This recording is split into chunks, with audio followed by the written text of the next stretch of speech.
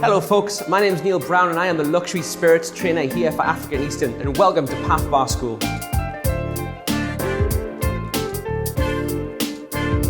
In this video we're going to take a little closer look at glassware and ice selection to get the best out of your cocktails. The first thing you need to consider when serving customers drinks is that their glassware should always be clean. There's a very effective way of doing this, especially with stemware, and I'm about to explain this to you now. The first thing you do is with your non-dominant hand, grab the base of the glass and give it a dry. Now the weakest part of a stem glass in particular is going to be this part here, the stem, where it joins the base and the neck. We're going to grab that part of the neck and we're going to put inside the cloth. We can then twist it around 3 or 4 times using our thumb and fingers just like this. Once it's done, you hold it up to the light to check that it's polished and it should be clean. Good cocktails always go in clean glasses. Now we've got a bar full of clean glassware and thirsty customers, we need to select the glass for our cocktail that best suits its usage. There are essentially 2 styles of cocktail in this vein. We have cold cocktails and hot cocktails.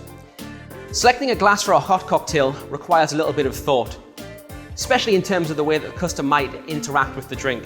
Usually for a hot drink, you would serve it in a glass with a handle on the side. This allows the customer to interact with the drink without getting injured and to allow that drink to open up to the best flavor profile as it cools down.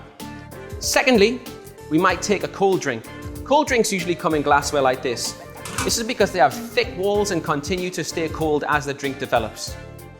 And finally, folks, if you're ever unsure, always remember this. Hot drinks go in hot glasses, cold drinks go in cold glasses. So never forget to pre-chill your glassware if possible before building a round. In this next section, I'm going to take you through ice and glassware selection for particular styles of cocktails.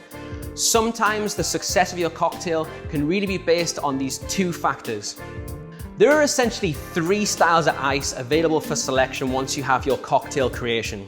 You have crushed ice, which has a huge amount of surface area and can continuously keep a drink cold in large format glasses over a lengthy period of time.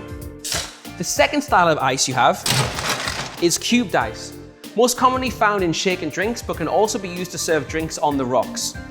And then thirdly, you have large format block ice. This, with less impurities and with a huge surface area, can keep a drink cold without over dilution over a long period of time. Okay folks, now we have our fantastic cocktails, we have to select the right format of glass and iceware to help our drink shine. As I mentioned before, hot drinks go in hot glasses and they also go in glasses with handles, which will allow the customer to interact with the drink without getting injured. Secondly, short stirred down drinks that are served on the rocks will be served in rocks glasses. These ideally will be pre-chilled and then served on the largest format of ice you can find. In this case, a handsome chunk of block ice. These are best reserved for drinks like the old-fashioned. The reason for this is, as we've made the drink and we're serving it, we're giving it to the customer and it's made of all alcohol. So over time, we want it to dilute slightly and evolve in the customer's hand as it warms up. Our third format of drink would be the up, short, boozy drink. This is best served in stemware to help the hand stay away from the drink so it doesn't warm up over time. This is best done because it doesn't have any ice in it to keep it cool. So when we've made a drink, for example, like the martini or the martinez, we'll serve it in this style of glass as it's light, bright, elegant, and beautiful. Our fourth style of glassware and ice adheres to the principle that we drink with our eyes first.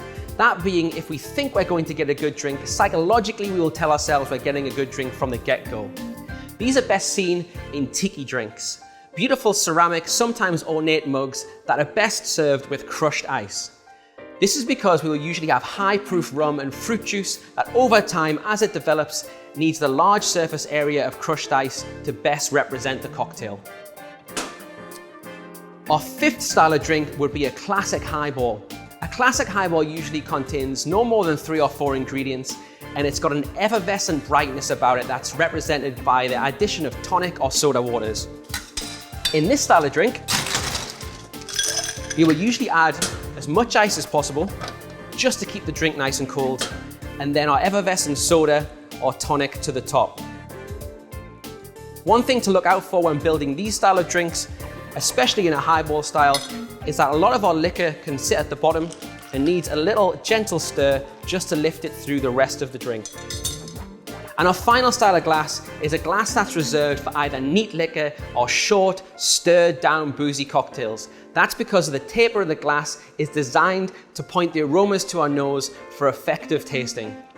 Thank you very much, folks. I've been Kneale Brown, and this has been Selecting Ice and Glassware for Effective Cocktails.